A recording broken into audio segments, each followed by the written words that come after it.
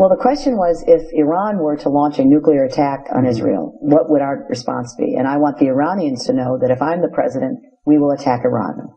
And I want them to understand that, because it does mean that they have to look very carefully at their society. Because whatever stage of development they might be in their nuclear weapons program in the next 10 years, during which they might foolishly consider launching an attack on Israel, we would be able to totally obliterate them. That's a terrible thing to say, but those people who run Iran need to understand that, because that perhaps will deter them from doing something that would be reckless, foolish, and tragic. Scenario 1, World War III. Hillary Clinton is quite possibly the most corrupt and evil person to ever run for President of the United States. Previous title holders were Lyndon B. Johnson, the man that quarterbacked the JFK assassination, and Dick Cheney, the man that quarterbacked 9/11. But these guys look like Boy Scouts compared to what Hillary has in mind. Anyway, if Hillary gets elected, then she will start World War III, no question about it. The system of bankers and global interests she works for want World War III. War is a banker's dream. They make a lot of money no matter who wins. These people are hardcore psychopaths. They have no empathy for any other human except their own family, and even then, some of them get killed if they don't play ball. Read my second book for the whole story, and it will shock you. They want a war with Russia and China, and for the last 12 months, they have been doing everything they can to provoke those countries. They need Russia or China to shoot first. That way, they can justify a world war, and the sheeple will support it. But if those countries won't come to the party, they have armed and trained North Korea with a nuclear weapon as Plan B. If Russia or China don't fire first, they will get North Korea to do it in a false flag nuclear attack, or maybe a dirty bomb attack, on a major US city. They hope that the loss of hundreds of thousands of American lives will spur that nation and its allies into full-blown world war. Again, as I point out in my second book, they want to fulfill the playbook of their guru, Albert Pike, who was a 33-degree Freemason, a Satanist, and founding member of the Ku Klux Klan. Pike spoke how they will create 3 world wars. The first and second were exactly as he said that they would be, so there is no reason to doubt that the third people will hold secret meetings with their enemy, China. They will promise China a backdoor deal to end the war, but to do so, China must stab their ally Russia in the back. In exchange, there will be an armistice. China will be given complete control of the Asia-Pacific, including Australia, Japan, and New Zealand. Russia will be obliterated, fulfilling Nathan Rothschild's wish. The New World Order will control the rest of the world. All countries will live under a communist regime most resembling neo-feudalism. That is, a world of the very wealthy and the very poor, no middle class. The only reason why this has not already happened is because of one man, Vladimir Putin.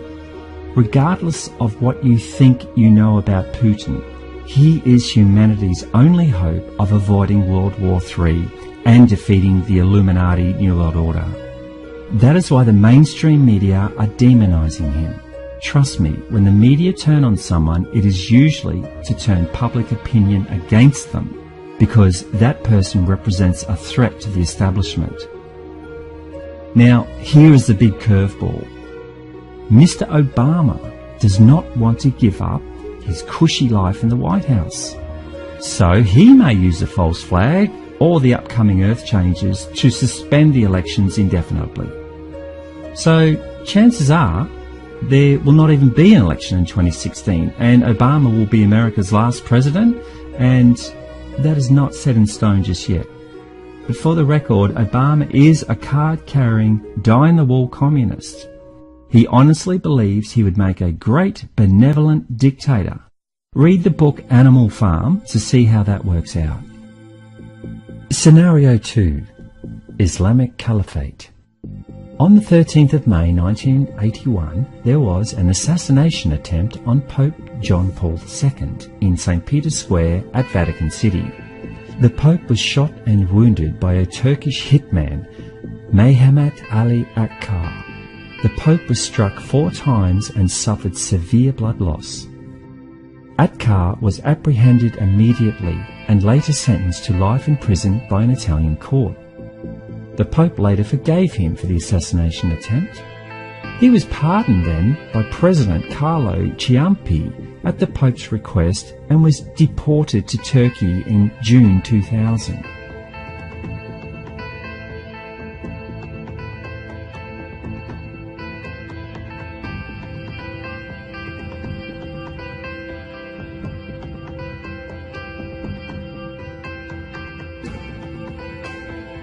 Akkar published his autobiography in Italy in 2013.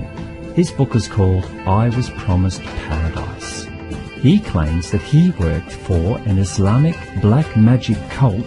The Grey Wolves invoke jinns, otherwise known as demons. That group has since morphed into ISIS. They have a prophecy that their Messiah, the Mahdi, will bring about the destruction of the West and Christianity. In fact, Akkar says in his book, basically, it's really as if the world finishes in favour of a new era. Go into any mosque around the world, listen to what they say about the return of the Mahdi. They all say the same thing. Soon, very soon indeed, he is arriving. What does this mean? That a part of Islam is sharpening their weapons. The return of the Mahdi will bring bloodshed. If the Mahdi will not manifest himself, their will materialize him. And in short, the Islamic fundamentalist will set fire to the whole Western world. So basically, this band of evil men hope to use black magic to invoke a powerful dark entity. Pharmacists plan to unleash hell onto the Western world. That is why they have been slowly positioning their people into every Western country on the planet. The refugee crisis in Europe is the last stage of positioning the chess pieces. It is their specific intention to destroy the Vatican in Rome. Pope John Paul II strongly believed that this was the third prophecy of Fatima. The prophecy of Fatima was given to the world on May 13, 1917. The first 2 prophecies were released almost immediately. However, the third prophecy was supposed to be released to the world in the 1960s, but for some reason it was kept sealed.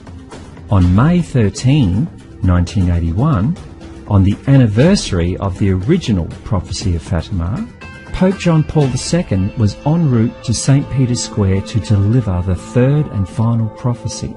He was adamant that the people deserved to know what it contained. Before he could reveal the prophecy, however, he was shot down by Mehmet Ali Akkar. The Grey Wolves, now ISIS, did not want their plans revealed to the world.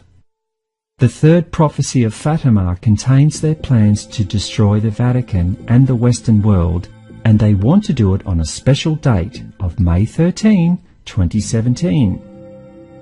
Many of the Vatican cardinals have secretly converted to Islam in hope to save their skins when the time of destruction comes. They want to be part of the New World Order One religion. A new Vatican II is under construction. It is called the Temple of the Work of the Holy Spirit, and it is located in Palestrina, just outside Rome. Its design was strongly influenced by the ancient sacred site at Göbekli Tepe, discovered in 1996. The Göbekli Tepe site was originally part of the Brotherhood of the Serpent, which I talk about in Book 1, connected to the priest class that became the Illuminati. This new temple is supposed to be for the one world religion, and will begin after the destruction of the Vatican. Notice how the inside looks like a mosque where followers kneel on their mats to worship.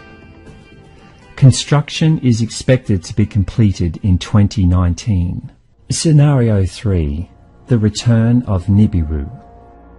I cover everything you need to know about Nibiru and its inhabitants in my first book, The Truth Chronicles, Book 1, Secrets of the Soul. However, here is a quick background. There is a planet that the ancients called Nibiru. NASA calls it Planet X. It's about 4.5 to 5 times the size of Earth. It belongs to a small solar system whose star is a dwarf star known as Nemesis. All up, the Nemesis system has 7 planets, and Nibiru is its largest and is the only one that's inhabited by beings called the Anunnaki. It has a dusty red atmosphere that creates wings on each side, so the ancients always depicted Nibiru as a winged disk. Nibiru passes the Earth around every 3,500 years or so. Sometimes it comes close, and sometimes it comes really close. The last time it came really close, it stripped the atmosphere of Mars, sending all of the Martian oceans into space. The Anunnaki that were based there had to evacuate and come to Earth. On Earth, it caused the Antarctic ice sheet in the south to break off, causing a global tsunami that the Bible refers to as. Anunnaki monitored this whole episode from a satellite they put into orbit. This satellite is still in orbit and is now known as the Black Knight satellite. As Nibiru approaches Earth, the gravitational forces begin to make their presence known. The much stronger gravity of Nibiru begins to heat up the Earth's core. Between the Earth's core and the outer layer, known as the crust, is an area called the mantle. The mantle is the most solid bulk of Earth's interior. It lies between Earth's dense superheated core and its thin outer layer, the crust. The mantle is about 2,900 kilometres or 1,802 miles thick and makes up a whopping 84% of the Earth's total volume. As Nibiru approaches, the mantle becomes superheated. This increases its viscosity until it becomes liquefied. As this happens, more and more volcanoes begin to become active. Earthquakes start to happen everywhere. Coral in the oceans becomes bleached, and the weather patterns become severe and unpredictable. All of these events are referred to as Earth changes. In April 2016, the Earth changes became undeniable.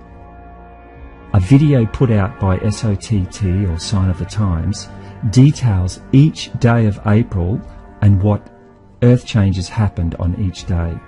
When you see this, you will be left in no doubt that the countdown has begun.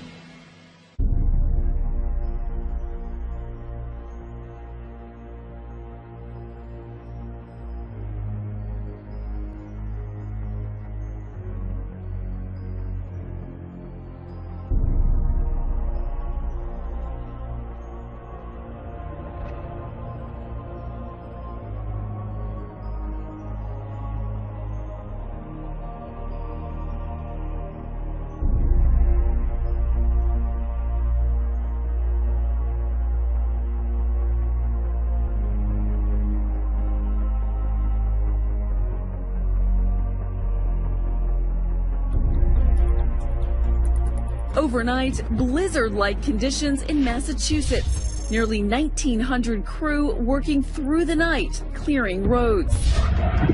Treacherous conditions leading to wreck after wreck. In upstate New York, a bus carrying 36 college students flipping over and winding up upside down.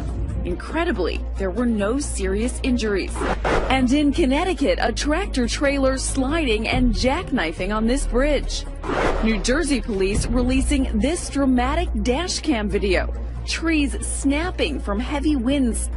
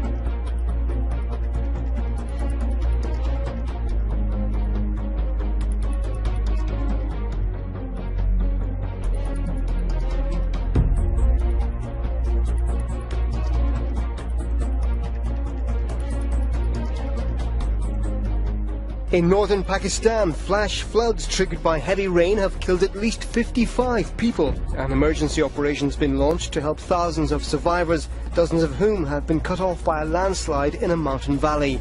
Some 150 homes are said to have been destroyed.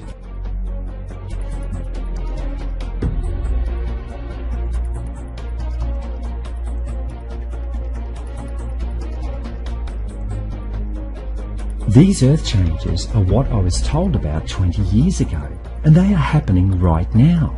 In April 2016, there were daily events for the whole month. These included volcanoes erupting, and even some that have not been active for over 70 years. Earthquakes shook many countries, wild weather was everywhere. It even snowed in Saudi Arabia. And of course, scientists revealed that 90% of the Great Barrier Reef off the coast of Australia is now bleached. Exactly as I spoke about 20 years ago. Back then, I correctly predicted that the signs would become more obvious after 2012, leading up to 2020. But I must admit now that it appears I got that timing slightly wrong. I now have good evidence that it will come much earlier than 2020. Earthquakes, volcanoes and wild weather will only get worse as Nibiru approaches. However, the real showstopper comes next. Meteorites. Nibiru passes through the Kuiper Belt, which is made up of billions of asteroids and chunks of ice.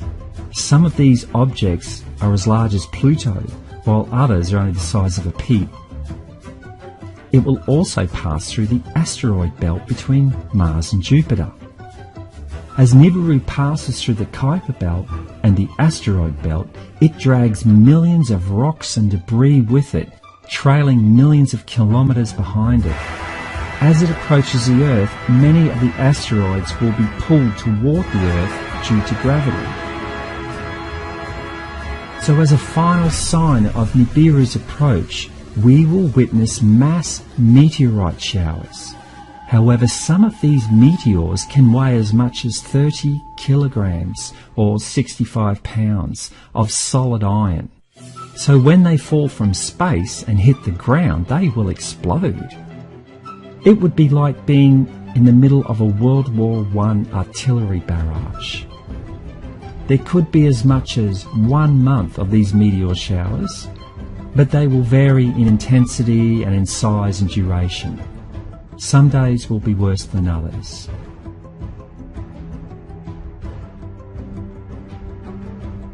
A A CIA insider has come forward and revealed that they have been tracked very, very close to Earth this time, within about 50 million kilometres.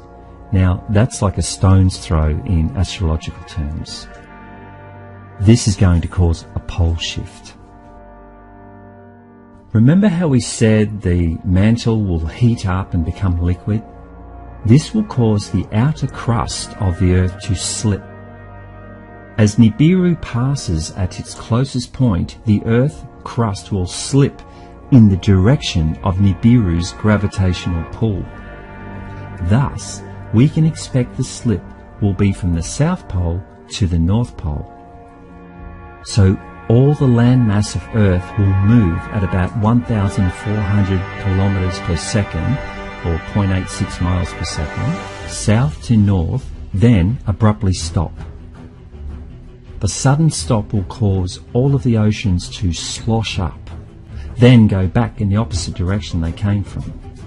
That will create a global tsunami of about 700 metres to 3,000 metres high, or 2,296 feet to 9,850 feet high, travelling at 700 metres or half a mile a second.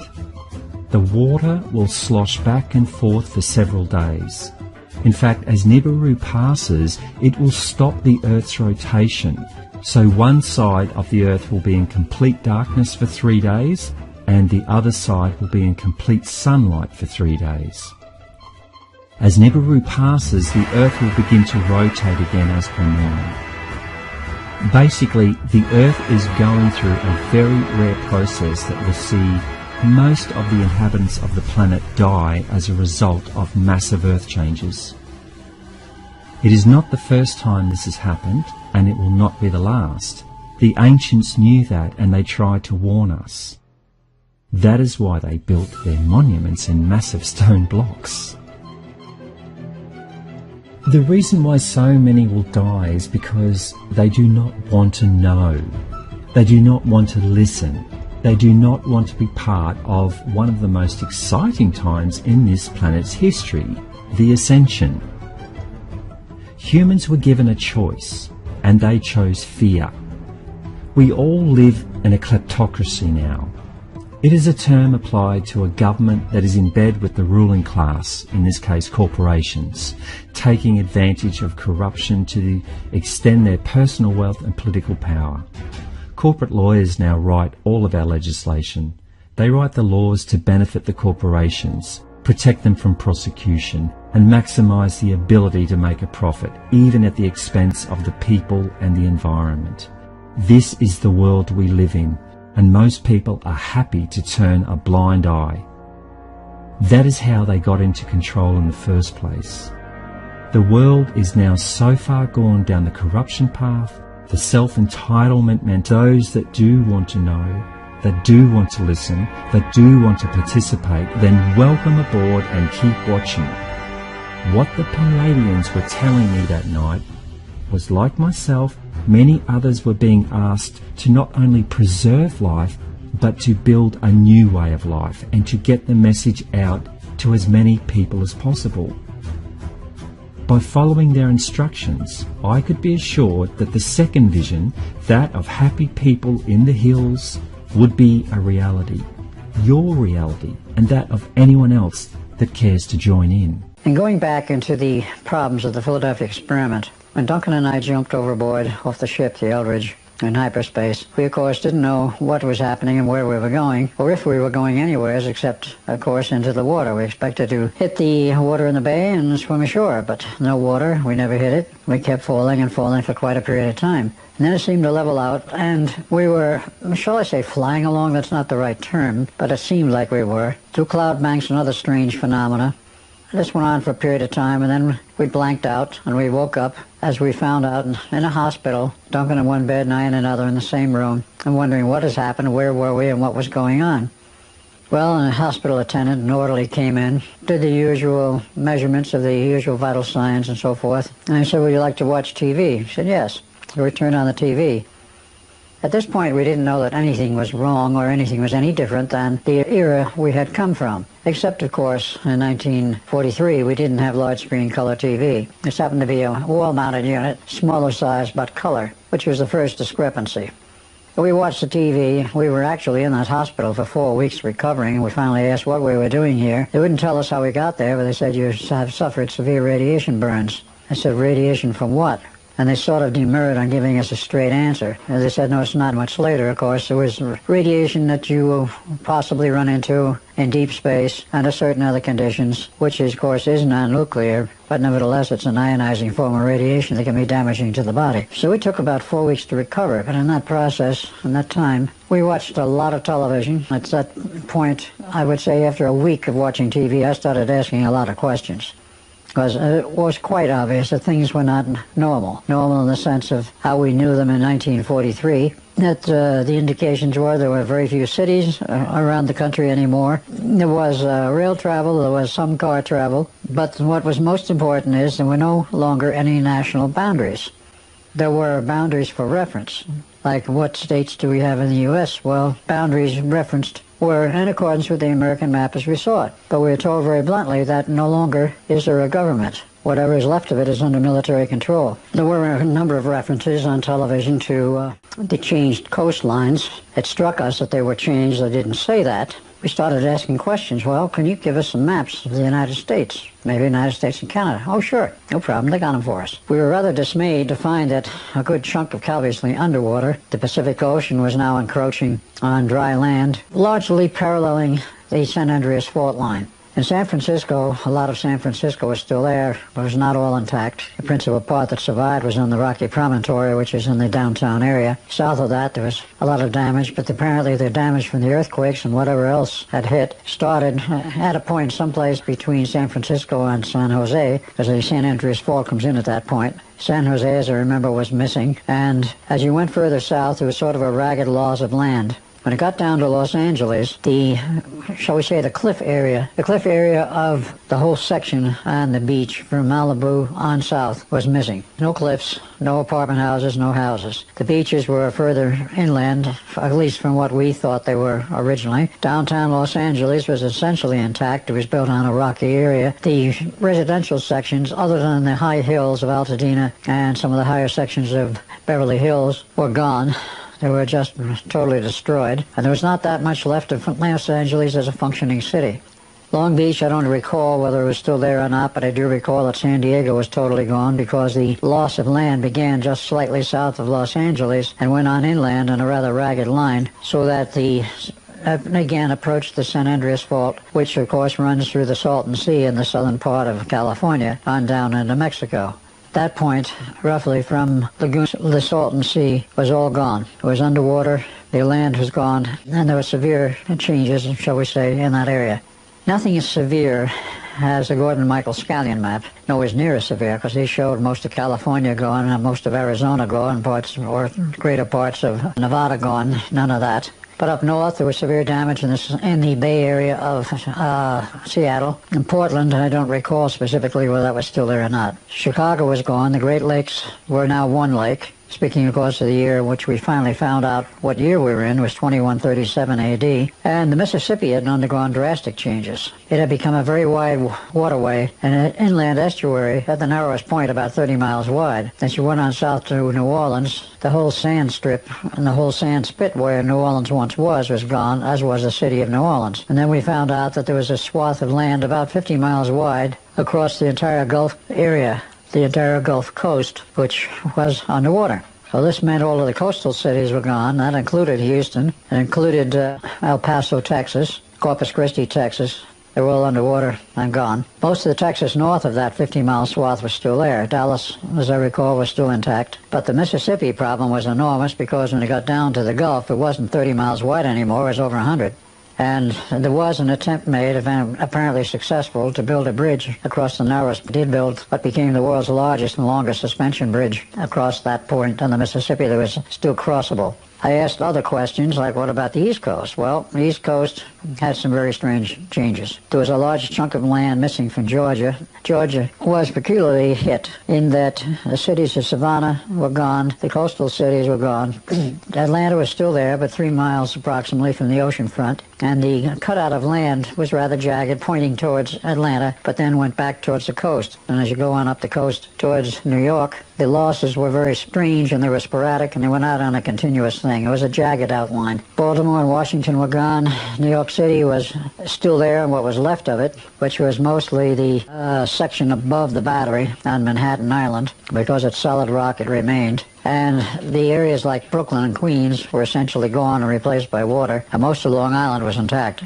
New England, there's some missing land areas, and as I said, Chicago was gone. Upstate New York had a very strange problem. The St. Lawrence River, which covered Albany, New York, a large saltwater lake. So there were a lot of strange changes in the United States. Canada, I did not pay any particular attention to. It didn't appear to have changed that much. Europe had drastic changes. In Europe, England was gone. Most, but not all, of Ireland was gone. The Highlands of Scotland was still alive and well, apparently. And in terms of the internal country and parts of Europe, as we know it now, quite a bit of it was underwater. Even parts of Switzerland were underwater. The mountains had dropped that far. What all had gone on in Europe, we don't really know.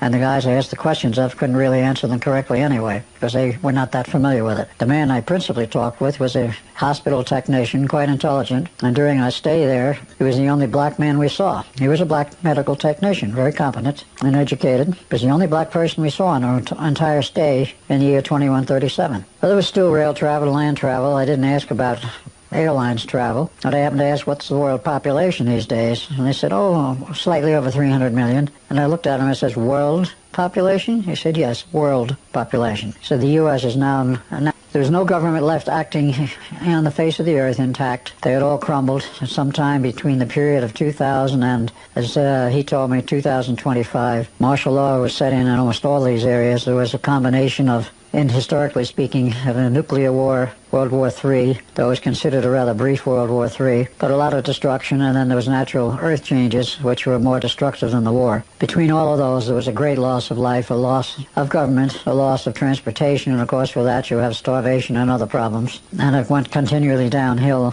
from about 2003 is my guess, and he didn't specify a date. He said the records were hazy, but it looked like 2004 approximately, when things came apart.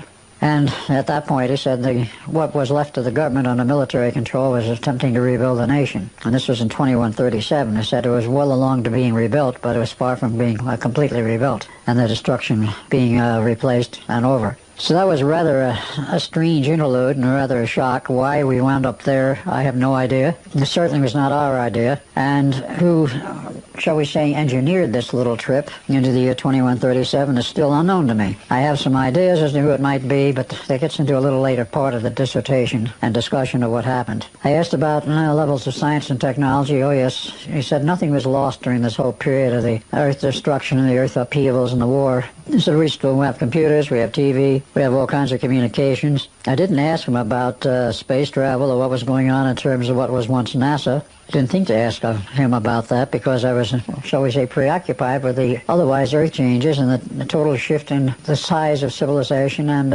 its structure. I asked about money and banks. He says, oh yes, there's still money. They said the banks are a lot smaller than they were and they're not as active. And watching TV, and now that I think about it, I didn't see a single ad about anything. So there was some major changes. Now, we stayed there approximately 6 weeks. I'm saying we, Duncan and myself. We did get up out of bed eventually and move around. But before the next phase began, I'll have to say that I thought we were stuck there, perhaps forever, without the slightest idea of how we got there in the first place, and they couldn't explain it either. We suddenly appeared someplace where they picked us up unconscious. We turned in to an ambulance crew, and they took us to a hospital. And we were in uniform, so they knew we were military personnel, but the military had changed drastically in the meantime, and the military at that era had no particular interest in us. One day, wandering around that hospital and hospital grounds, I disappeared from that era and from 2137, and I wound up in a still further future date. By what means, who arranged it, who provided the transportation, I don't know. It was obviously a form of time travel. The interesting thing about it was that Duncan was not with me. He remained behind at 2137, as I found out later. I wound up in the 28th century.